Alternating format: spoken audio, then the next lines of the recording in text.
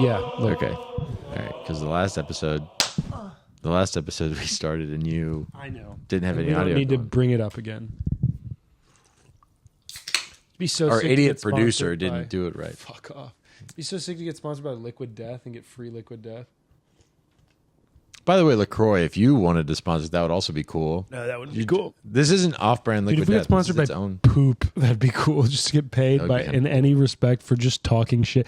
I mean, podcasting really is the dream because it's just It's so arrogant. talking shit. It's yeah. truly arrogant to be like, oh yeah, me just talking about anything people Anything. would want to listen to. Yeah, people would want to listen to I that. mean, well, of course, stand-up comedians want to do podcasting because we're like, yeah, people want to listen to me talk on stage. People are like, everyone, be quiet. I don't This wanna man's talking. think about this too much because it's how gross it It's is. terrible. How It's disgusting it's it is what we terribly do disgusting. It's the worst. Isn't that? Yeah, that's actually maybe the worst part is that we want it. Yeah, we want it so bad. That we want it so bad we're actually doing it. How delusional do you have to be like, my thoughts are worth hundreds of people shutting up to listen to me? Yeah, this is how you should spend your time at the gym. Unbelievable. Well, but the good thing is not all of our thoughts. Some of it is the word of the Lord. Yeah, that's a good point. That's the only this might be the only actual podcast worth listening to. Because we're we're incorporating the word of God. There are a lot of Bible podcasts out there, and we do incorporate a lot of our own words. This is not the first one. Not that I wouldn't. That surprises me because usually Christians are so fucking stupid. I never thought of starting a podcast before. But where does the plug go in? But I don't. How do I upload it? There's no podcast section of the Bible. How to podcast for the Lord. Genesis 35, how to connect with an audience, a broader audience. How to connect. How to market. How to market, yeah.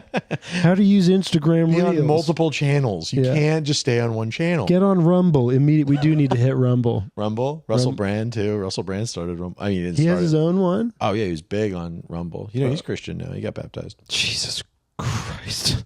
I mean, I guess that's why he did it. Yeah. And Ion Herciali, we were talking about that. That one's going to be tough for me if I convert and I can't say his name in vain anymore. That's going to be real hard. I'm not saying that you wouldn't have okay. Yeah, maybe you might need to stop saying that. But also, I think in vain is a different version. Like my mom was like, don't make the phonetic noise. Mm-hmm. Right. But I think taking his name in vain is a lot of the time saying like, sincerely, like I swear by heaven above, like God above, sure. Like taking his name as like an oath or like a promise. I don't think it's necessarily just like making the phonetic noise, but I'm sure everyone's convicted differently on that. So it's like, what is his name? What does in vain mean? What is all this stuff? Like it's very, yeah. I got a vein for you. All right. Well, welcome to another episode of Call him Father. Wow. With I'm Grant Moore. And I'm just Creedon. And we're just Creedon. I'm just Creedon. And we're doing the Bible thing still. That's right. And frankly, thought this would go a little quicker. We're not even that far into it. We were just talking about where we left off in the last episode, and I was like, we only covered that much ground in the last. I mean, it's just so dense. So much. Sarai and Hagar and Abram and Abraham. Those women fighting. The Real Housewives of the Middle East over there. The Real Housewives of Palestine. But it's all just one. They're all sister wives. The real sister wives of. We're really gonna. I mean, if we get to where I've read up to, we really need to approach this whole incest thing. But we gotta rate where we're at spiritually. Go ahead. I think I started last week, so you start this week. Okay, so I'm gonna say I'm a 4 religiously. Religiously? Yeah. All right. I'm bumping up like cool. at least 1 or 2 points. Okay. Because interesting. I am going to church pretty consistently, right? Yep. And I'm also, this is what I think gets the real point, is I'm talking to people about it. Like I'm not like, I'm openly being like, yeah, I'm looking into this. Cool. That's awesome. I think that's more, that's going to give me a point bump. Where do you think that willingness? I'm just like, I just realized like, I'm more confident with how that it's okay that I'm looking into it. So like less shame. Less like all the like atheist bullshit of like you have to be an idiot to look in that. Sure. I see how broken everybody else is. So I'm like, well, I mean, even if this is silly, what are you doing that isn't silly? Yeah, it is kind of funny. It is like, I mean, this idea of religion being like the opiate of the masses or whatever, to like change the metaphor a little bit. It's like people say religion is like a crutch or whatever too. And it's kind of like, okay, yeah, but we're all dragging ourselves on the ground. Yeah, exactly. So why would I not use a crutch? So you admit we're all legless. Yeah. We're all like the dogs from Family Guy. Yeah, exactly. Hey there. What's that dog's name? The dog from Family Guy? Remember the, hey there, Chris. Come on, Jesse. That's the pedophile. That's not the... Yeah, but his dog doesn't have legs and he scoots around. Oh, I don't know. Jesse. I can't do the S's when it's double. Jesse. Jesse. Hey there, Chris. That's a pretty good... Anyway. That's a pretty good one. So yeah, I'm a 4. Cool. Wait, okay, well, can I ask how, when you've been saying you've been checking it out with people, is that getting like any lashback, any like kickback or anything? People who know me are like, what? Because like, if you know me, you'd be like, that's fucking crazy. But then new people that, like I say, like, yeah, I've been going to church. They're like, oh, cool. Which one? Like basic questions.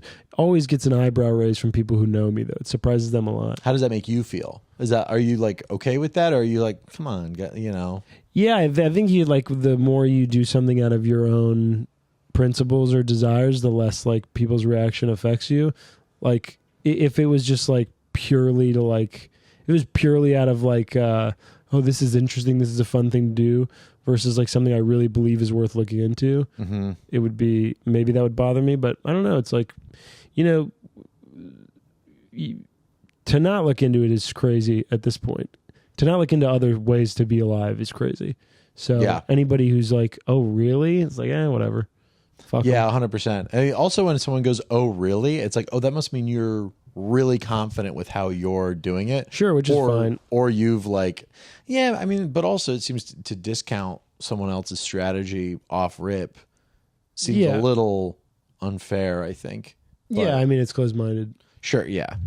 And also it's like, they're probably the same type of people who like preach some type of moral relativism. Relativism. You nailed it. Thank you. It'd be crazy to say that there's really a right way to say that. Am I right? Oh, wow. Pretty good. And then spiritual, I hit a milestone this week. I hit 25 haha reacts in my group chat, which I'm in, which I shouldn't name it. Just bleep the name. Okay. But I'll bleep I'm editing it. Yeah, I'll bleep the name. But unreal. That's going to sound like it's a slur. It's not. The name of the group chat is not a slur. It's 25 out of 32. I can't like it myself, so 25 out of 31. I mean, that's just unheard of. And truly unheard of. No one's. I think the next closest is 19 or 20. It's 19 or 20. I mean, and by another member, and I mean just cleared it. True numbers. So true numbers. Legitimately, I am at a 10 spiritually. Really in touch with the Lord. I am accessing DMT from my pineal gland. I am floating when I meditate. Yeah, that's awesome. And baby Jesus got me on speed dial. Mm-hmm. That's pretty good. So yeah, I'm feeling good. Everything's up this week. Bucks up for Grant. Yeah, that's awesome. But I guess in a serious tone, I'm probably like in terms of me, my definition of spirituality, like being linked to a greater system or purpose or a thing, I would put myself at a 7 or 8. Wow, that's awesome. Yeah, I feel good. That's great. So I'm probably like a 0. No. just real downer. Come on, Grant. That's awesome to hear that. Oh wow. I mean, it's cool. Josh, what's yours? Well, we can just get to the books. Let's just dive right in. Yeah, well, I'll start with religion first. And my religion, again, is probably still going to say 7, 8 pretty consistently. Still going to church consistently. Didn't have small group this week. They had the week off. But did meet with a friend from church, which was good. Vacation. Yeah, actually, I don't know. I think it's because they do like chamber music series at my church. And so they all gave up. They kind of encourage people to be like, hey, go listen to the music. They didn't all just realize it was pointless? No, yeah. They didn't. Everyone just wakes up at the same time. It's like, guys, this is all we're kind of retarded. It's just a book. I was praying the other day, and then I was like, no one's here. No one's here. Why am I doing this? And then everybody else is like, I didn't even consider that. That's crazy. Yeah. I do think about that sometimes when I'm praying. I'm like, God, if this is not real, this is ridiculous. This is so ridiculous. If I'm praying to I you, could have been on my phone this whole like, time. No one's listening. Scary. Spirituality, I'd say probably in terms of connectedness, I would say probably like 5, 6. Whoa. Okay. Probably it's probably around. I feel like that's higher for you. Around there, yeah, it's on the higher end. I think it's just maintaining that, and also my scope of my relationship with the Lord, I think, is widening. So like I'm thinking about more things in relation to the Lord, because we have the one topic that I beat to death constantly with you off mic, and then we have a lot more. What should we do? Would the listeners like to know about that? No, okay. That's terrifying. There's no shot. I know, I'm kidding. We're not going to talk about that. No, I'm kidding. But it's nothing. It's nothing. You can imagine what it probably is. Yeah, it's just something you feel really guilty about that you did. Not particular. I mean, that's guilt. No, I'm trying to make it sound like you you killed crime? someone or something. No, they're still alive. No, but I think it sounds like I raped someone now. Yeah, that's kind of worse. I did not assault anybody. Yeah. Yeah, but I think also this is all comics. I mean, listening to this, I'm sure. Well, it's no one. That's a good point. Well, it's somebody's listening. Our Father, who art in heaven and here. So yeah, I mean, but it's widening up. Even he's like, I'm gonna skip this. Yeah, he's like, he does the 5-second skip on you. Like, kidding me? Skip.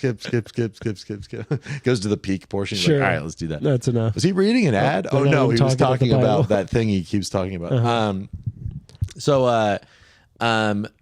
I'm widening it from that. It's not just that. I'm thinking about it in a much larger scale, and I'm realizing how the Lord is using that whole situation to like for much larger purposes, I think, which is exciting to see. Interesting. So that's been nice. So, well, yeah, no, I know. Yeah.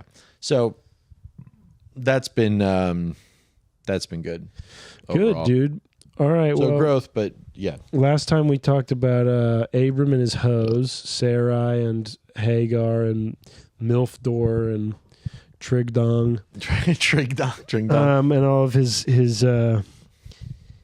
ladies, and they're bearing him of male children. The only kind that count. Yeah, exactly. Yeah, crazy how no women have been born at all. They just metastasize. Yeah. Yeah. Well, and so now we are at, and then we have we ended with Abraham. Keep dead-naming him. New name. New identity. Abraham trying to figure out if God's going to save anybody in Sodom. And then which is hilarious. Now we've reached Genesis chapter 19. God rescues Lot. So if I'm going to try to remember this one. I read it a little bit ago, but basically Lot is Abraham's nephew who lives in Sodom with his family. Yep. And 2 angels show up to come and tell him, like, hey, you got to get out of here because we're about to fuck this place up.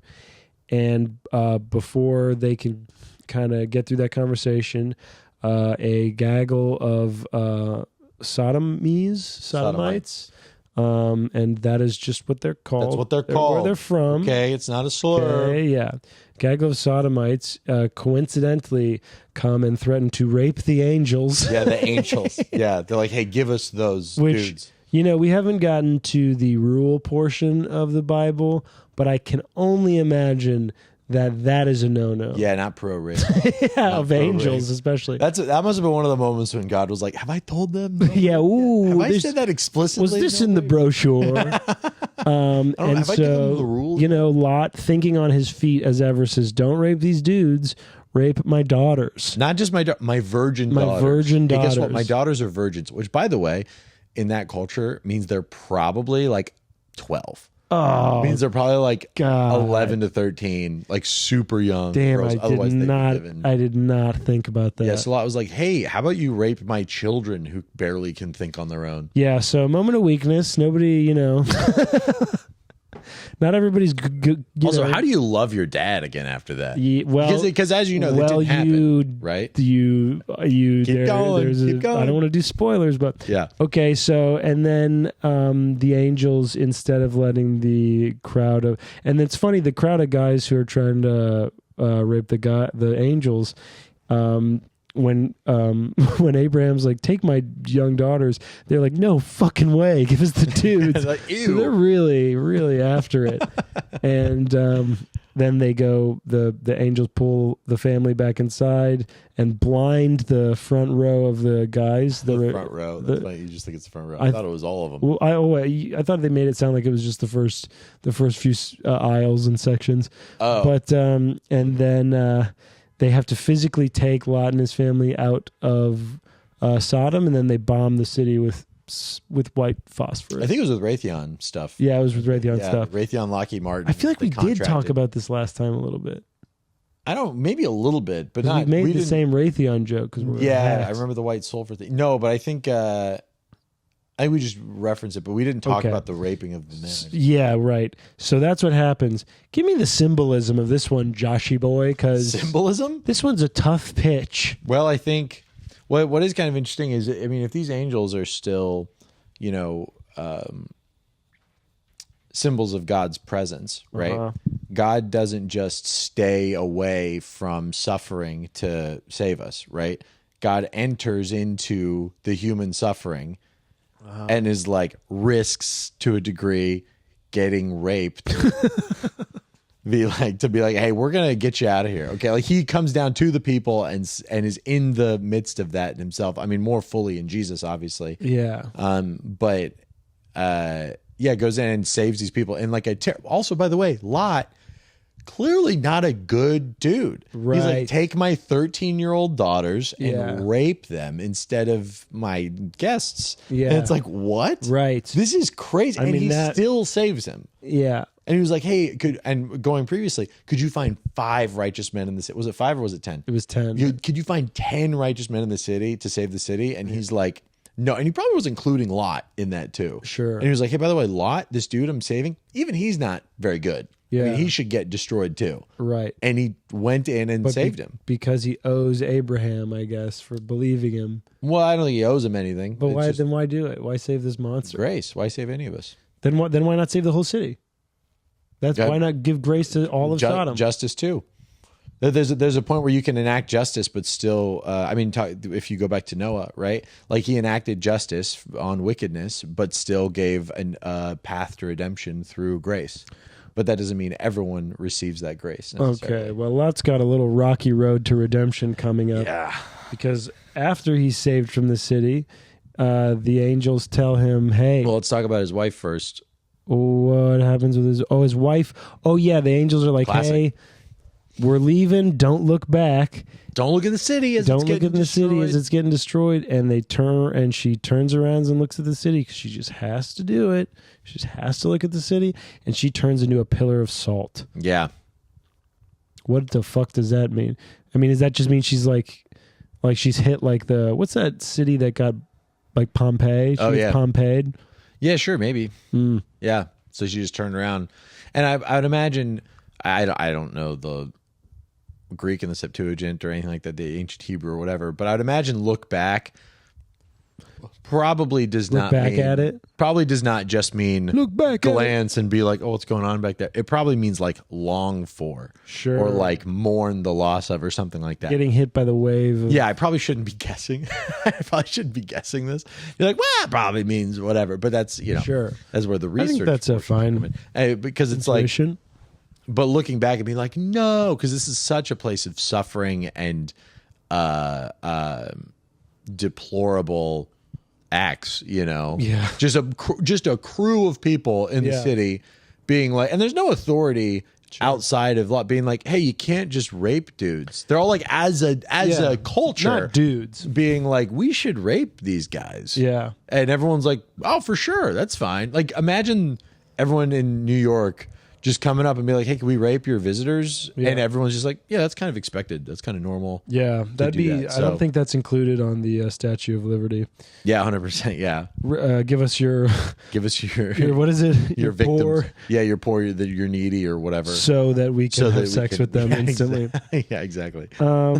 Okay, so she gets turned to stone. Salt. So just remember, if when you're running away from a bad situation, don't look back. Don't look back. Get out of there. Like Anakin in the Phantom Menace. Ladies. Yeah. Okay. So then God destroys Sodom. Mm-hmm. He just blows it the heck up. Yeah. And every, white phosphorus again, or sulfur or whatever. Sure. And then the angels tell Lot, hey, you got to go to the hills. Go to the hills to hide from this hang out there evil. Right. And he goes, that's a little far. The hills are far and my back hurts. So how about I go to Zor? And he's like, okay, fine. God's like, fine, whatever. I do you this massive solid. Fine. I saved you from, do you not? Okay, cool. Yeah, fine. He goes there and he's like, maybe God was right. And then they go to the caves in the hills. And then his daughters decide, you know what, Dad? He almost got us ard. He took us away from our friends in Sodom. We're all just got blown up. So we both want kids because we're getting old now. We're like 14, 15. Why don't we get him drunk and rape him? Yeah. And that is how you get Moabites.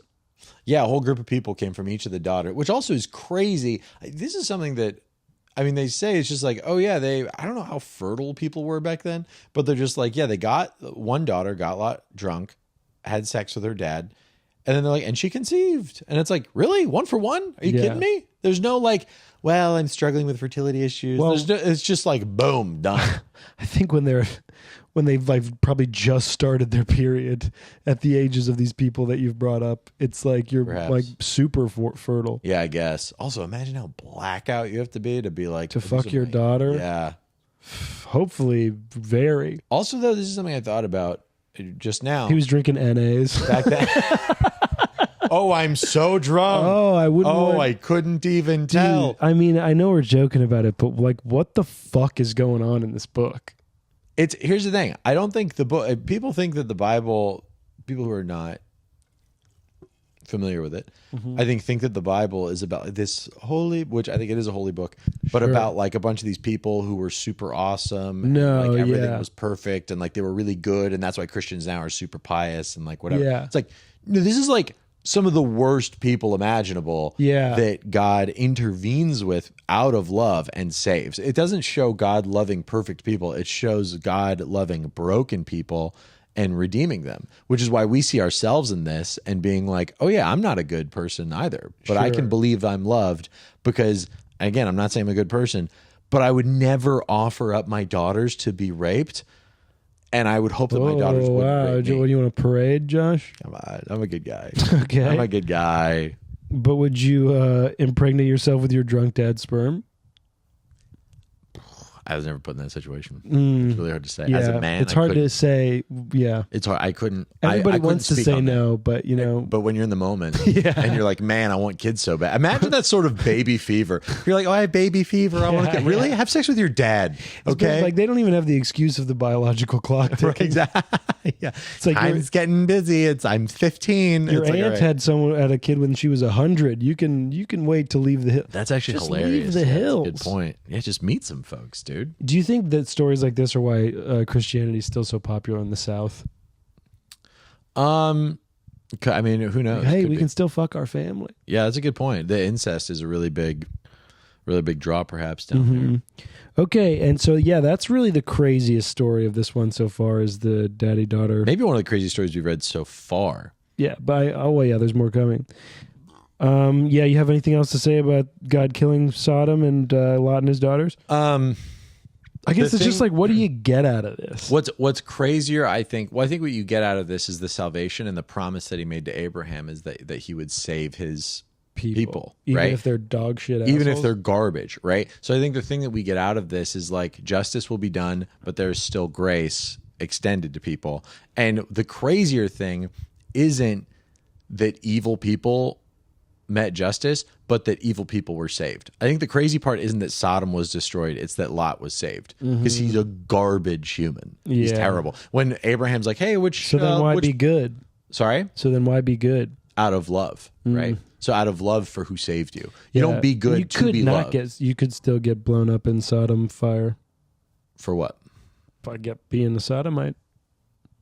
Sure. I don't see how that connected to the thing you just said before. Well, like, why be good if like even bad people can get saved, right? But it's like, well, more people got blown up than sure, but again, bad people got blown up than bad people got saved. I think it's a crucial distinction though in terms of like the order of operations, right? You're not good to be saved. You are saved so you are good. So I think that's like the different. Like again, Lot in his horrific sin was saved so that hopefully he could become good. We're not saved out of works because then that puts it on us, right? It's like, oh, I got to be good to be saved. And it's like that's the whole nature. Is like, no, you were saved while you were still sinners, which is a New Testament line, but thousands of pages from now. So I think that's the big. So many weekends from now. Okay, and then we're at 20. Abraham and Abimelech, baby. This is, you're going to have to do this one. I'm going to also look at the Bible here for this one because I frankly... oh, wait, I think I know this one. This is very similar to the same thing as Egypt. It's same thing. It's crazy. And it's crazy how it's the same thing. So, I mean... it's like, what so the he hell? goes, they're in another Kadesh. Is that where it is? They go to another town. Kadesh and Shur.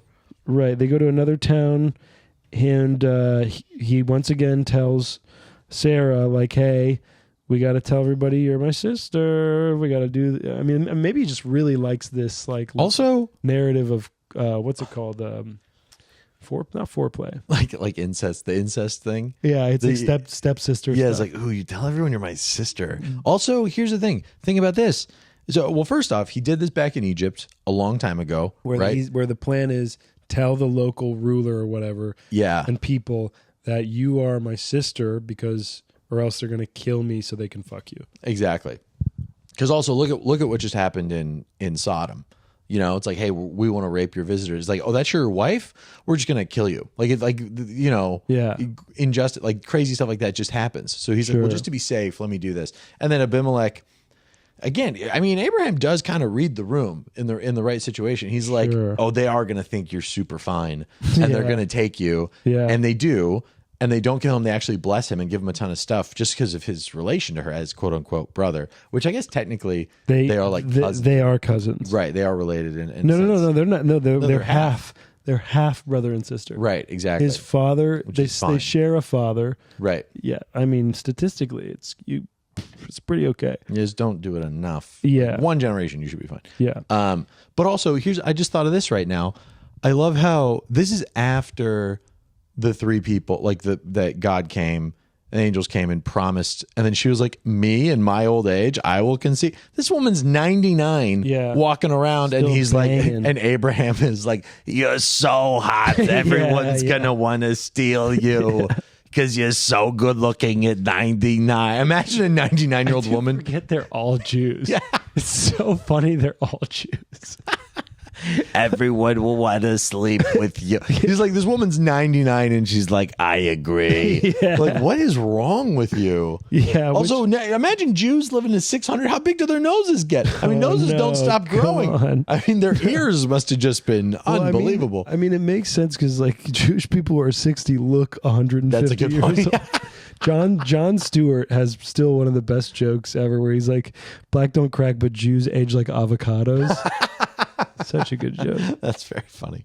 Yeah, it's like that's another just hilarious thing. Like this woman is almost 100, and they're concerned.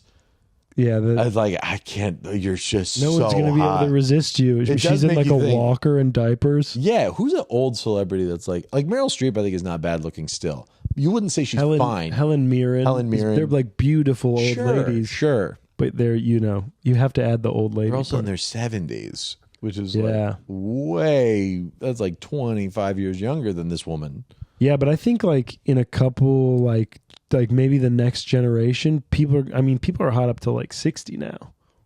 It used to be you hit 40, you are expired. Yeah. Milk. But people are, because like especially dudes are getting hotter older because they're doing testosterone replacement therapy. But that's how dudes age. Dudes just do get hotter older. No, but George Clooney's unreal, dude. Yeah, but they don't stay ripped without testosterone. Everybody's on true. TRT. That's true. I'm thinking face. I'm not thinking body. Yeah, you're more of a face guy when it comes to dudes. Yeah, that's. I'm more of a body guy. I say. I love those but we're both dick butts. guys. We're both. I mean, of course you got. Yeah, of course. Anyway, so though the sister trick again makes the same mistake again. Makes the same mistake, except this time instead of the king of Egypt or the pharaoh of Egypt having sex with her, the Abimelech, the king, he has a dream, and God's like, hey, now this part's a little confusing. God goes, behold, you are a dead man because of the woman who you have taken, for she is a man's wife. And Abimelech's like, dude, I didn't even fuck her yet. What the hell? And then God's like, I know you didn't, and that's because of me. I made you not do that. But then why the big accusation up front of you're a dead man because you've done it? Well, no. Well, hold on. It says you're a dead man because of the woman whom you have taken. That doesn't mean that he slept with her yet. It just means he took her from him and was like, all right, you come over here. You're mine now. Hasn't gotten around to sleeping with her yet. Also, pretty crucial that he didn't sleep with her because Isaac's been promised, right? Mm-hmm. So this probably is the overlapping of the conception of Isaac. Uh-huh. So there could have been an argument being like, oh, is that Abraham's kid or is that Abimelech's kid? Right. And so that's why it's pretty crucial that they didn't sleep, that Abimelech did not sleep with her as of yet. Okay. But it was getting close to infringing upon the promised line of Abraham. Sure. So he's like, dude, you're a dead man. Don't do that. You're dead if you do that. Uh-huh. You know, and then he goes, well, I didn't even do it. And then God's like, all right, yeah, it's chill. Okay, my bad. Yeah. And then so Abimelech is pissed and he goes to Abraham and he's like, hey, what the hell, man? Yeah. Why'd you say this banging old lady was your sister? Yeah, dude, what the hell? This 99-year-old woman. When it was really your wife. Yeah. And Abraham's like, no, she's both. Dude, to be fair, to be fair, she is. What a weird technicality. Yeah, exactly. To pull out. I'm like, wow, okay. That's okay, weird. all right. So does that mean I can? Anyway, so this was one interesting thing in the note was that Abimelech called Abraham and said to him, "What have you done to us?" As in, like him and his people, and how have I sinned against you that you have brought on me and my kingdom a great sin? And then in the notes, it talks about how the great sin denotes adultery. So like adultery is a really bad thing to do. Mm-hmm. I disagree. Moving on. So that makes no sense because that's kind of really hot. Because adultery is like whoa. It makes you come hard. And then they go, okay, my bad. Abraham says, my bad. And then Abimelech's like, nah, that's chill. And then he gives him a bunch. Take all this stuff. He gives him a bunch of like slaves and oxen. And gives him stuff, yeah, yeah. Which is an acknowledgement, kind of like, I don't know if I want to say subservience or like respect at the very least, right? To be like, hey, your God showed up and said, you did a shitty thing, and I'm still gonna give you some stuff. Because I understand the fact that you are actually in the power position here. Not you, but your God is in the power position here. Like your God told me I'm screwed. Yeah. If this happened, clearly your God's the one kind of driving the show here. Yeah. So it's almost like out of subservience, not to you, Abraham, because you lied to your me, boss, but to your God. Yeah. I will award you these things. And then Abraham's like, nice, cool, and in return, I'm going to pray for you. And as a result of Abraham's prayers, God does the nicest thing any loving God can do, which is he heals Abimelech's female slaves so he can fuck them and get children from them. Yep. And that is prospering the line. I mean, that is just that's a touching tale. Also, to be fair, I mean, I can't speak for these slaves, obviously, but if you're given the king kids, right? I can't speak for these slaves. I can't listen. I don't know them. I didn't meet them. I can't speak for these female slaves. Yeah, I mean, as we sit on this nice couch of your apartment. Hold on. Let me just imagine for a second. What would it? Yeah, I get it. And so let me just focus. Back then, bearing kids is like hugely important. So if these slaves are bearing kids, that's actually protecting them from suffering. Like if you're a slave and you're not producing kids, get the hell out of here. Like get killed, get sold, get whatever, get put in manual labor. If you're having kids, that is like a protective space for you to be in. You know what I mean? I guess. I'm not saying being a slave is good, but I'm just saying in that culture at that time, it's as good as it gets. Childbearing, yes, as good as it gets. If you're going to be a slave, you better be a pregnant slave. That's right. And then we get to 21, birth of Isaac. Hit it, Joshua. Well, I mean, really, the header kind of covers. Yeah, it's like it's the this Lord one doesn't really Sarah. have a twist. Yeah, and as he said, the Lord did to Sarah as promised. Sarah conceived and bore Abraham a son. Bore Abraham a son, not Abimelech, because remember they never ended up sealing the deal. I mean, wait, is there any? Sorry, before we go to this, is there anything else you want to talk about with the Abraham Honestly, and Abimelech? Like we squeezed a lot out of that. Hell yeah! Then I want to crush a couple of these motherfucking chapters today. Okay, yeah. So birth of Isaac is pretty straight up. Yep, birth of Isaac. You do your basic thing where he comes out, you cut his dick off in 8 days. Not his whole dick, just a little bit of it, just the part of it, just the most sensitive part. Weaker.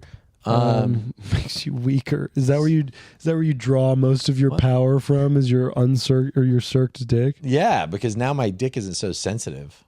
Oh sure. So I don't have as much sex drive. Interesting. I don't know if that's. It's not true at all, but it's just I just don't have sex drive. But God protects Hagar and Ishmael, which is again Hagar being Sarai's servant that she gave to Abraham to have a kid, Ishmael, and now Sarai has Isaac.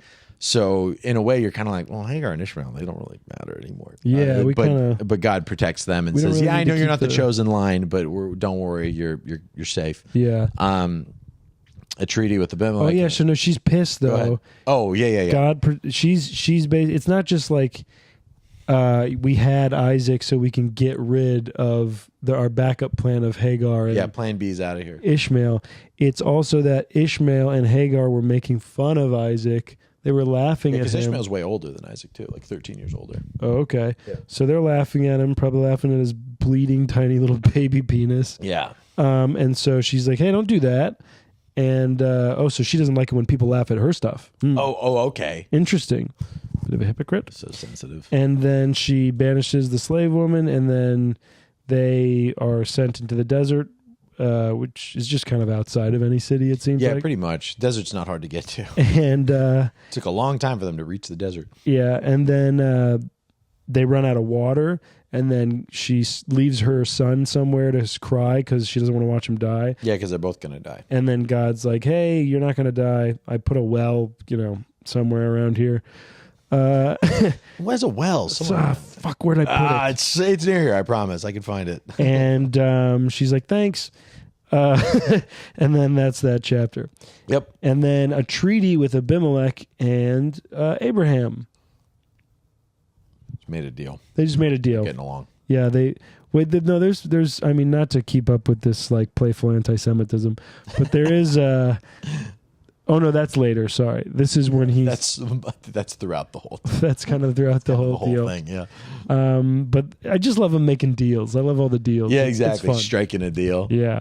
Dude, they're crafty, man. No. Jacob, dude, later in Genesis. Oh yeah? Deals. Is he writing things into the fine print? No, he's not writing. He's straight up tricking, dude. Ooh, Jacob. Yeah. I don't know. Is there anything important in a treaty with Abimelech?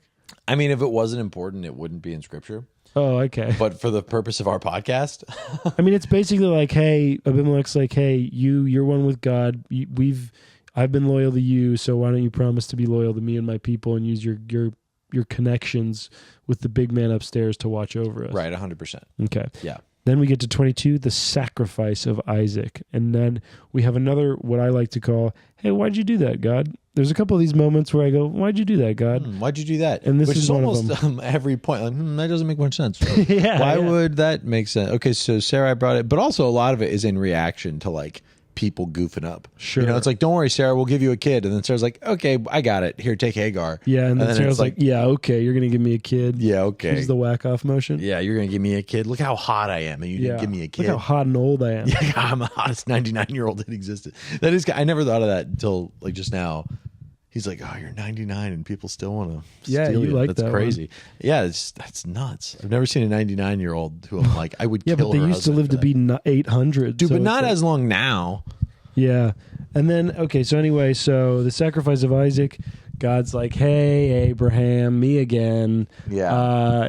Just wanted to check in and see if you still liked me. So to prove it, you're going to have to kill your only son that you like. And then Abraham's like, yeah, all right, let me go to the mountain and I'm going to stab him and burn him. And then Isaac's like, he tricks him because he goes, hey, we're going to sacrifice. Just come with me. And we're going to go make a sacrifice for you. With you? Of me? And with you. I'll be with you. Semantics. Well, yeah. Semantics. And then they go to the mountain. He binds him up, is about to stab him. And an angel's like, whoa, just kidding. Don't do that. And then God gives them a ram to sacrifice instead. In the thicket. And now God is really sure that Abraham is locked in to serving him and fearing him. And so he's like, all right, as a reward, here's the promise I've already given you 4 times in the past. You're going to be your people are going to be like sand, annoying and everywhere. In every crevice. Unable to fully eradicate. Really hard to get out of places. You think you got most of them out, and there's still a little bit left in your ear. No, no, but there's going to be a lot of them. They're going to bless every nation. I mean, that's really bad. That is, sand. It's like God didn't know how much we would hate sand. Like later, well, I think I think then like flakes of gold. He knows what he's saying because then he's like stars in the sky. That's better. Better. Stars in the sky are much better, and they're all stars. That'd be funny if he started with sand and then he's like sand. He's like, well, wait, no, like stars. My bad. Stars are better. Yeah. So we'll starting. This is something. It's hard for me to fully understand the sort of tension we've built up about this. This is such an inappropriate way to go through this book. Inappropriate? Yeah. No, it's terrible, dude. Do you know the amount of times I've thought like if my parents listen to this, or like other Christians, they'd be like, whew, it's a real disservice. It's a real. This is really not good. It does just seem like how much reverence are we treating this way, versus like, but again, just roasting it. It might get people interested. I mean, yeah, I think it's intriguing. I think it's intriguing for sure. But I do think, like, in terms of the sacrifice of Isaac, I don't think we've done a good enough job really building up the tension. Well, I had my fun, so you do your justification. Well, the expectation of like Isaac and the promise. I guess we've talked about the last few episodes. Just like, when's Isaac going to get here? When's Isaac going to get here? Huge thing. Literally, they talk about the buildup and the tension of Isaac for like chapters and chapters, and then in chapter 21. Not even in chapter 21 it's the birth of Isaac, right? And it's a short chapter, by the way. Yeah. Immediately the sacrifice of Isaac. It's like, what you were talking about this guy for like 5 chapters. Yeah. We had him 1 chapter and now we're killing him again. What is this? What's the deal? And also, why'd you give him to me? Why do you even give him for yourself? Me? And that's the thing, it's not just like, hey, I need you to kill your kid. This is truly semantic, maybe. Well, not really, but it's the sacrifice of Isaac. It's not just like, hey, could you kill him for me? It's like, sacrifice him to me, offer him to me as praise to me. Right. Like, give him to me because he is mine. And Abraham rightly saying, you're the one who promised him to me. Yeah. Right? You're the one who promised him to me. You gave him to me. He is yours. Sure. And you're telling me to give him back to you. Okay, I'll do that. Because he's ultimately yours. It's Abraham submitting again in subservience to a God who he believes loves him, right? And then instead of God letting him kill him, he says, I promised him to you, and guess what? You get to keep him. He's yours. And not just is God sure of Abraham's promise or Abraham's commitment to him, but now Abraham, when he thought, well, I guess I'm killing my kid now, which he probably was not stoked about. I don't know. He did it pretty quickly. He did. Wow, obedience. Yeah. He probably was not happy about it, but he was like, I'm going to do this. Now he is more sure. Like, he was at this dead end of a road. He's like, God told me to do it. Mm-hmm. And I'm about to do it. So he's at this real dead end moment. He's like, well, I guess I'm killing my kid. And God provided a way outside of it and said, I will fulfill my promise that I've made to you. Even when things look super dire, like you're about to kill your kid. I will create a way for this promise to be fulfilled and for there to be salvation. By offering a substitute, the ram, obviously, foreshadowing Jesus, the sacrifice in our stead. So calling forth again, that's jumping thousands of pages to the New Testament, but I don't know. It just seems a little dramatic. God seems like a little bit of a drama queen sometimes. yeah, I probably should make it Drama boring. king of kings. Probably should make it boring. Be like, Yeah. why don't you just do it immediately and not? Again, that's the thing is like humans are the ones who generally get things involved and make things dramatic. Things didn't have to be dramatic. If Adam never, if Adam and Eve, about killing your son. if Adam and Eve never sinned, we would never need any of this. Sure. This is all so dramatic. But that's we sinned. We're the ones who did it. Okay. And taking us back in spite of our sin is a dramatic thing, It's a dramatic thing. Okay. And it's our fault. All right. I'll be the first one to say it. Atheist destroyed. Atheist Atheist gets pwned. Comedian destroys atheist. Atheist. See, your parents will listen to that and be like, he did us right in that one. Just we can really only post certain clips. We're posting clips. Can't be talking about vaginas or something. And my mom's like, what, next to the open Bible? It's literally Dear Lord. literally in between us. Yeah. Okay, so then happy, yay. God provided a substitute, a sacrifice, foreshadowing Jesus again, who sacrificed for us all. Allegedly. Well, and then so Abraham returned, documented. and everybody's like, "Hey, nice, you didn't kill your kid." And then we get. But they didn't even know he was going to kill. That's true. Isaac's just like, you think Isaac kept it on the DL? I'm pretty sure that's something they talk about because again, it's good news. Yeah. It would have been awkward if Abraham came back and Sarah was like, "Hey, where's Isaac?" And they're like, "Oh yeah, I killed him." Yeah. And they're like, "Excuse me, dude." I was thinking about this. Well, we'll get to this later, but it's back then. It must have been really easy to just be like, "Yeah, God told me to do it." I don't know how often people are saying that. Well, I'm just saying I would have pulled that one out a lot. Yeah, I think it's interesting. Probably would have got struck by a bolt of lightning. I wonder if people were saying that a lot back then. Because when we get to Isaac's wife, Rebekah, just put a pin in it. Seems like a really easy way to get a wife. Yeah, God told me. Oh, sure. Yeah, definitely. Okay, then very sad.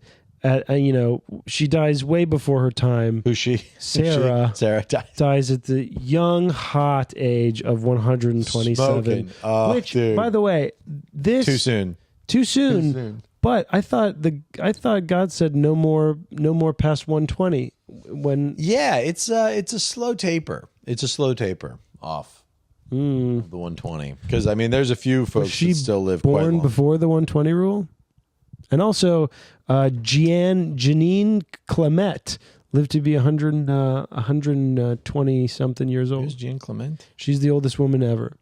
Well, not ever. Well, according to modern day age, science and records. Also, ever think of this? What if years were just shorter back then? What if they calculated time differently? Yeah, what if 3 months was like a year? That'd make way more sense. If you think about like the fact that people actually probably died when they were like 30, that would make way more sense. That dude lived for forever. He was like 800 years old. He's like 32. Yeah, they're just he's actually that's how many days old he is. Yeah. It's just babies. Oh, I need to go kill my son. Okay, so yeah, Sarah's death and burial. This is when I was laughing about the like. Basically, he tries to buy like some property and to bury. I need to bury my wife. We might have to stop doing that voice. But so funny though. It's such a funny voice. How many Jews are listening to this? Like this video if you're a Jew. Yeah, raise your hand if you're a Jew. So anyway, he offers 400 shekels, which is a good price. Yeah. Ephron likes to really tell him. 400 shekels of silver for this place to basically for Abraham to bury his wife and then the rest of his family for the rest of their lives. Mm-hmm. Right? Yeah. What am I supposed to get out of that? I mean, I still think the fact that, well, first off, the fact that they're highlighting the burial of a wife, of a woman. Yeah. I mean, again, this sounds not substantial given where we're at in our current day and age in regards to the value of women. But back then, that's nuts. Yeah. To do that is like crazy. Yeah. That's like an extreme value of women that is just not really seen or heard of. And so Abraham also paying 4 shekels to bury your wife. Yeah. Nuts. Well, this is how you got to think about it, is like it's so far from now and we're so ahead, right? Mm-hmm. But it's also so much closer to when Eve fucked up.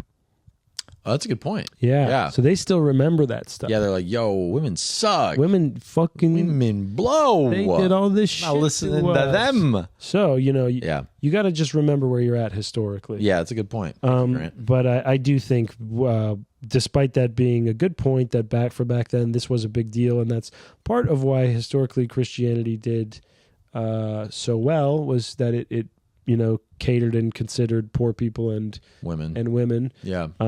Same, really. But yeah, well, yeah. Biologically poor, the biologically impoverished. Biologically, whoops. Yeah. So, okay, interesting point. And then we get to Isaac and Rebekah. We have 10 minutes. We can get through Isaac and Rebekah. Sure. Yeah, I think so. Well, you were the one who, so Isaac and Rebekah, basically Isaac is now of age to be married, and basically Abraham is like, hey, to his servant, is like, hey, I don't want Isaac marrying these freaking weirdos. Yeah, I want him to marry good people, like his family. Like my relatives. Yeah. I have great cousins that live over. Yeah, go marry interfamilially. And so he basically sends a servant to go back to his old land where Abraham came from. And the servant is like, well, how do I know who is going to be a good woman? And Abraham's like, the Lord will tell you. Mm-hmm. And the servant says, okay. And then as he pulls up to this well, he's like, God, let the woman that I'm supposed to pick to marry my master's son, Isaac, let the woman give me water and also all my camels. Mm-hmm.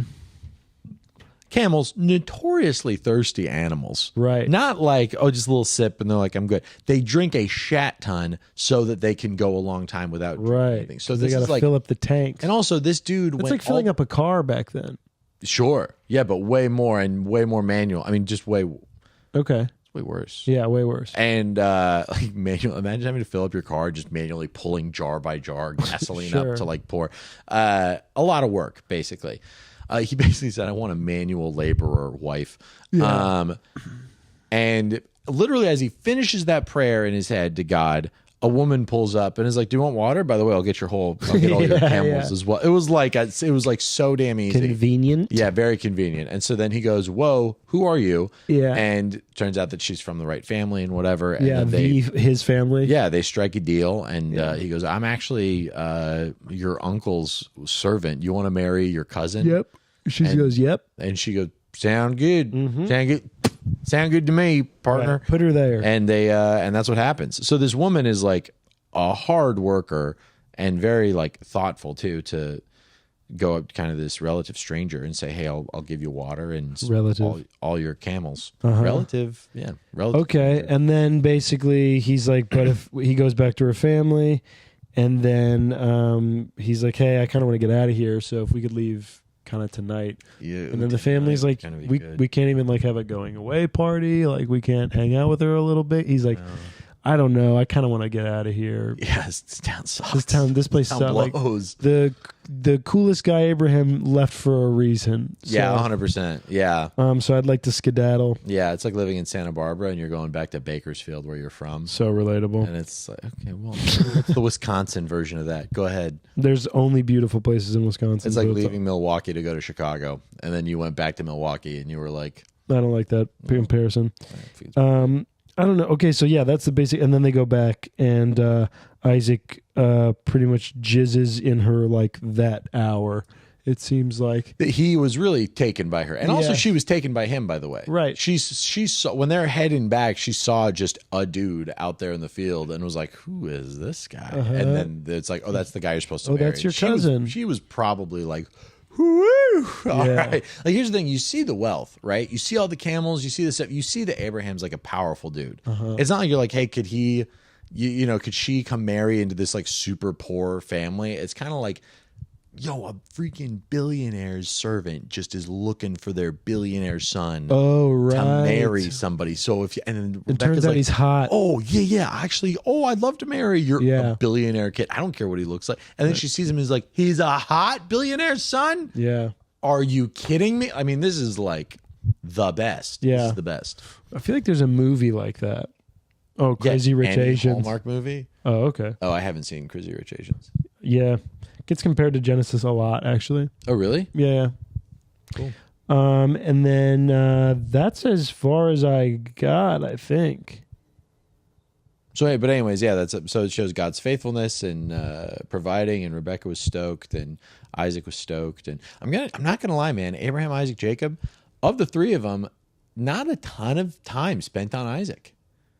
In Scripture, I mean, a ton of time on Jacob, not so much on Isaac. Isaac, I'm already like losing track of all these fucking people. I mean, Abraham is the one I know the most. that's who we just spent the most time with. And then, you're saying in the future, because who's Jacob? Jacob is Isaac's kid. Okay. Yeah. Okay. Abraham, Isaac, Jacob are like, when people are like the God of Abraham, Isaac, and Jacob, they're known as like the forefathers of Israel. Okay. And then Jacob, he's the father of David? No. Well, I mean, in certain terms, yes, but no. He's not the direct father of David. Well, we'll figure that out. That's way ahead of that's hundreds of pages away. Okay. And they do it like with Marvel movies where they do like, hey, this side character of Ishmael, he's gonna do his own thing. They're really thorough. They really do cover a lot of ground. Yeah. I mean, we're 90 pages in. We got a bunch of characters, bunch of stories. Pretty dense. It's very dense, and also, yeah, it's funny because I was watching on YouTube this morning. I was watching like this kind of interesting YouTube channel about like what Nimrod really was. Do you remember the name Nimrod? I remember He's like one of the genealogy. Literally, all it says in the Bible is like great hunter Nimrod. Yeah, and then this guy just breaks down a bunch of like ancient history about who Nimrod was supposed to be, and they like talk about all this ancient history type stuff that is like corroborated in Scripture and across the Epic of Gilgamesh and like all this stuff. Seems somewhat fanciful. They also talk about the Nephilim, the giants of sorts, and they're like, oh yeah, those were fallen angels and stuff. It's all kind of to be taken, I think, with lots of grains of salt. But it's very interesting because it interweaves all of like the side characters that are mentioned in Genesis as well. Ooh, kind of fun to listen to if you're. It's like the shows on HBO. They're all from like side characters of Marvel or Batman. Exactly. Yeah. This is the Christ Cinematic Universe, basically the CMU. Yeah, CMU. Christ Cinematic. CCU. CCU. Sorry. Christ Cinematic. The M does kind of take a lot of. It just when feels, it says cinematic, you think it's like almost an M word. My baby brain really thinks it's an M word. Yeah. Okay. Yeah. I feel like we got a lot in there. This is the most we've ever got in. And they blessed Rebekah and said to her, our sister, may you become thousands of 10,000s, and may your offspring possess the gate of those who hate him. What the fuck does that mean? What is the gate of those who hate him? A gate is like the way in and out of a city, right? So it's almost like get them by the balls. It's almost like really control them, you know? Okay. So it's like the gate, the possess. And may your offspring possess the gate of the. May they they determine the fates of those who hate them. Essentially, yeah. You got to look and say like the gate. Well, what purpose did that serve back then? The gate's like the way in and out of a city. The way you can, if you stop the gate, they're screwed. You're sieging them. You know. Okay. So yeah. All right. Well, this has been another installment of Call Him Father. We God. really turned the brakes on this pretty fast. What do you mean? I don't know. We're like full thought, and then we're like, all right, that's it. We're done now. Well, we reached the time. We're sleepy. You're sleepy. We hit we read as far as we read. What do you want? That's true. No, I'm not saying it's bad. I'm just saying we really turned the brakes on. Do you really want to have this fight on air right now? I think it's pretty interesting. Here's the problem. It's because we haven't. Well, I don't know how much we disclose about how much pre-recording we're doing. I guess it doesn't matter. It doesn't matter because we're not talking about our lives. But we're pre-recording these so much, we don't have any feedback on how we can make this better. I don't think we'll get that for a long time. That's what I'm saying. It's like, oh no. Well, eventually we'll make this way better. I mean, somehow. Jesus, well, no, he did. I don't know what I was about to say. Wait, what were you about to say? Jesus never I got think feedback. I think I'm really stretching these last few moments out. So that's funny. I feel like we're doing great. Anyway, I love you guys. Grant's going to fall asleep immediately. Anyways, this has been fun. Thanks for listening to another episode of Call Him Father. Goodbye. Check in next week. Bye. Bye.